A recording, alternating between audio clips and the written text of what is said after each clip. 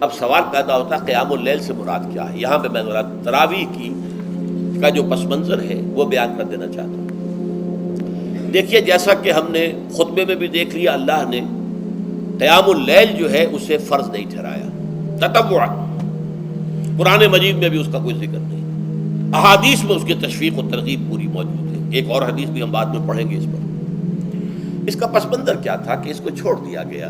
اب ظاہر بات ہے مسلمانوں میں کمزور بھی ہیں، مسلمانوں میں وہ مزدوری کرنے والے بھی ہیں، روزہ تو فرض ہے ان پر، چاہے مئی کا مہینہ ہے اور گندم کاٹنی ہے، روزہ تو پھر بھی رکھنا ہوگا، یہ سب کچھ ہے۔ لیکن یہ کہ رات کو پھر کھڑے رہنا ان کے لیے، جاگنا ممکن نہیں ہے، لہذا ان کے اوپر یہ چیز فرض نہیں۔ حضور نے تراویح کی نماز یا قیام اللیل نہ اسے فرض قرار دیا، نہ اس کے بعد جماعت کوئی اہتمام کیا مستقل، صرف 3 راتیں آپ نے جماعت کروائی ہے، اس میں 8 رکعتیں آپ نے پڑھی ہیں کہ جو آپ کا معمول تھا تہجد کا وہ پڑھی، اور تہجد کے وقت ہی جماعت کرائی ہے۔ یہ ہے وہ حدیث۔ اس کے علاوہ کسی نماز تراویح جو ہے جو ہم پڑھتے ہیں 20 رکعتیں عشاء کے ساتھ متصل، اس کا کوئی ذکر نہ دور نبوی میں ہے نہ دور صدیق اکبر میں ہے۔ یہ دور حضرت عمر کی خلافت میں ہوا ہے، اور ہم نہیں کہہ سکتے کتنے سال کے بعد ہوا ہے۔ حضرت عمر رضی اللہ تعالیٰ عنہ کی خلافت کا دور جو ہے وہ تو 10 برس ہے، ہو سکتا ہے 5 برس کے بعد ہوا ہو، 6 برس کے بعد ہوا ہو، 12 ہوا ہے ان کے عہد میں۔ حضرت عمر ایک مرتبہ مسجد میں داخل ہوئے، مسجد نبوی میں، تو دیکھا کہ کچھ لوگ 8 10 12 جو ہے وہ ایک جو ہے حافظ کے پیچھے کھڑے ہوئے اور قرآن سن رہے ہیں، کچھ دوسرے کونے میں کھڑے ہیں، کچھ کہیں اور کھڑے ہیں، مختلف جماعتیں ہو رہی ہیں۔ تو انہوں نے سوچا کہ کیوں نہ ان سب کو ایک امام کے پیچھے جمع کر دیا جائے، اور اس کے لیے لوگوں کی سہولت کے لیے عشاء کے ساتھ متصل رکھ دیا جائے، اس لیے کہ تہجد کے وقت اٹھنا جو ہے وہ تو ہر کس و ناقص کا کام نہیں ہے، کہ عشاء کے بعد اگر تھوڑا سا اضافی وقت ہو صرف، تو یہ ہر شخص کر لے گا، مزدور بھی کر لے گا۔ لہذا آپ نے یہ نظام تجویز فرمایا کہ عشاء کے متصلاً بعد 20 رکعت نماز پڑھی جائے اور ایک امام کے پیچھے پڑھی جائے۔ یہ گویا کہ اجتہاد ہے حضرت عمر رضی اللہ تعالی عنہ، اس کو آپ نے خود بدعت بھی قرار دیا ہے، لیکن بدعت حسنہ۔ بدعت کس اعتبار سے؟ لغوی اعتبار سے، نئی بات، اس لیے کہ حضور کے زمانے میں نہیں تھی، تو یہ اس طریقے سے ایک نئی بات ہے۔ لیکن یہ بات چونکہ بہت اچھی ہے، بہت عمدہ ہے، آپ جب یہ نظام چل پڑا تو ایک دن مسجد میں آئے، دیکھا کہ بڑی بھری مسجد ہے، صحابہ کھڑے ہیں اور ایک امام کے پیچھے قرآن سن رہے ہیں۔ آپ نے فرمایا نعم البدعۃ ھذہ، یہ جو ہم نے نئی بات شروع کی ہے یہ بہت اچھی ہے، بہت عمدہ ہے۔ اب یہاں سے فرق واقع ہو گیا ہے۔ ایک تو اہل تشیع جو ہے وہ تو ویسے ہی حضرت عمر سے بہت دشمنی رکھتے ہیں، عناد رکھتے ہیں، تو حضرت عمر کے اجتہادات سے انہیں نفرت ہے، انہیں دوری ہے، چاہے وہ کوئی سا بھی حضرت عمر کا اجتہاد ہو۔ ہمارے ہاں اہل حدیث حضرات بھی در حقیقت حضرت عمر یا کسی اور خلیفہ راشد کے فعل کو وہ سمجھتے ہیں کہ یہ ایگزیکٹو آرڈرز ہیں، یہ ہمیشہ کے لیے نہیں ہے۔ حضرت عمر نے اپنے دور میں ایک نظام قائم کیا، ان کے دور کے لیے ٹھیک تھا، یہ ہمیشہ کے لیے نہیں ہے۔ ہمیشہ کے لیے وہ 8 ہی رکعتوں کے قائل ہیں، وہ تہجد والے، لیکن اس میں بہرحال انہوں نے بھی خود یہ اضافہ کیا ہے کہ وہ 8 رکعتیں وہ عشاء کے ساتھ متصل پڑھتے ہیں، تہجد کے وقت تو نہیں پڑھتے۔ اور حضور نے تو صرف 3 روز جو ہے وہ کرائی تھی جماعت، وہ لوگ 30 دن یا 29 دن پڑھ رہے ہیں، تو اضافہ تو انہوں نے بھی کر دیا، تو نظام میں تبدیلی تو ہو گئی۔ لیکن اہل سنت جو کہلاتے ہیں، ہمارے جو 4 جو ہیں، جو ہمارے مسلک ہیں، حنفی، مالکی، شافعی، حنبلی، ان کا اتفاق ہے اس پر حضرت عمر کا، کیونکہ ان کے سامنے اصول یہ ہے کہ حضور نے فرمایا علیکم بسنتی وسنت الخلفاء الراشدین المہدیین، تم پر لازم ہے کہ میری سنت کو پکڑو مضبوطی کے ساتھ، اور میرے خلفائے راشدین مہدیین جو ہیں ان کی سنت کو پکڑو۔ اس اصول سے یہ چاروں فقہ جو ہیں حضرت عمر کے اجتہادات جو ہیں ان کو بھی پابندی سمجھتے ہیں کہ تمام عمر کے لیے، قیامت تک کے لیے امت مسلمہ پر ان کی پیروی لازم ہے، لہذا اس میں اجماع ہے۔ اور یہاں تک کہ یہ سب سے آخری جو اس میں مسلک پیدا ہوا ہے زمانی اعتبار سے، سب سے پہلے مسلک جو ہے حنفی پیدا ہوا ہے، پھر مالکی پیدا ہوا ہے، پھر شافعی پیدا ہوا ہے، اور پھر حنبلی آخری ہے۔ اور امام احمد ابن حنبل بہت بڑے محدث بھی ہیں. مسند احمد ابن حنبل جو ہے وہ بہت بڑی کتاب ہے، بہت اہم کتاب ہے، جامع کتاب ہے. تو ان کے ہاں بھی 20 رکعتیں ہیں. چنانچہ حرمین شریفین میں، سعودی عرب میں، مکے اور مدینہ منورہ میں جو نماز تراویح ہوتی ہے اس کی 20 رکعتیں ہیں. لیکن اہل حدیث حضرات جو ہے وہ اس 8 کے اوپر اکتفا کرتے ہیں. بہرحال یہ ایک اختلاف ہے جو میں نے اس کا پس منظر بیان کر دیا. لیکن اس 20 رکعت نماز سے ادا کرنے سے، جو کہ زیادہ سے زیادہ 50 منٹ یا 1 گھنٹہ لگتا ہے، اس سے وہ قیام اللیل کا حق ادا نہیں ہوتا.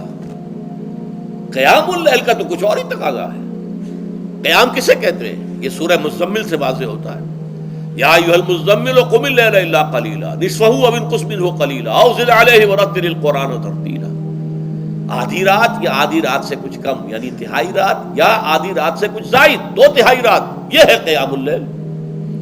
چنانچہ سورہ مزمل ہی کی آخری آیت جو دوسرا رکوع مشتمل ہے جس پر، اس میں صاف کہہ دیا گیا ان ربک یعلم انک تقوم ادنی من ثلثی اللیل ونصفہ وثلثہ وطائفۃ من الذین معک.